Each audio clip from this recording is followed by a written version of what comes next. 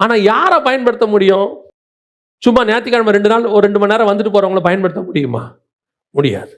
இப்போ நீங்கள் ஆஃபீஸில் இருக்கீங்க, யாரை அந்த நான் சொல்கிற ப்ரைவேட் கம்பெனியில் நீங்கள் நல்லா கவனிச்சு பாருங்கள், யாரை ஆஃபீஸ் உயர்த்தும்னு பாருங்கள்.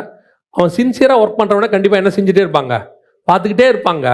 ஒரு நாள் வரும், நான் கவர்மெண்ட்டில் கேள்விப்பட்டிருக்கிறேன், இந்த மிக முக்கியமான போஸ்ட்டில் என்ன பண்ணுவாங்களாம், ஆஃபீஸர்ஸை கவனிச்சிக்கிட்டே இருப்பாங்களாம். போலீஸ் ஆஃபீஸர்ஸை, இந்த லஞ்சம் வாங்காத ஆஃபீஸர்ஸ்னு ஒரு லிஸ்ட் இருக்குமா அவங்ககிட்ட கவர்மெண்ட்டில்.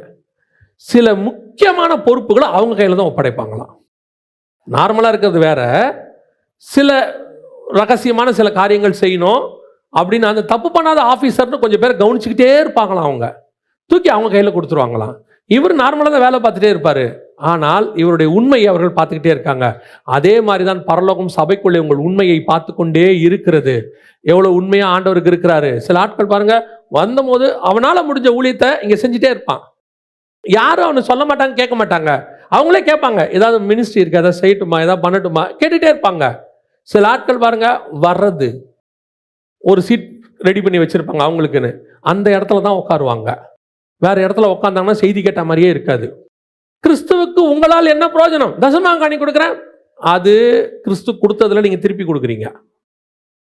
நீங்க உங்களால கிறிஸ்துவுக்கு என்ன பிரயோஜனம், என்ன செய்றீங்க ஆண்டவருக்கு, அதை முதல்ல பாருங்க. அண்ணால எடுத்துக்கொள்ளுங்க, குழந்தையே இல்லை, ஒன்னே ஒன்று கொடுக்குறாரு, அதை கொண்டு வந்து யார்கிட்ட கொடுத்துட்டாங்க, ஆண்டவர்கிட்ட கொடுத்துட்டாங்க. இன்னைக்கு 2 இருக்கு, 3 இருக்கு, 1 ஆண்டவர் கொடுக்க இஷ்டம் வரல. பரிசேயர் சதுசேயர் நீதியை பார்க்கிலும் உங்கள் நீதி எப்படி இருக்கணும், மேலானதாக காணப்பட வேண்டும். கர்த்தர் பார்த்துக்கிட்டே இருக்கிறாரு.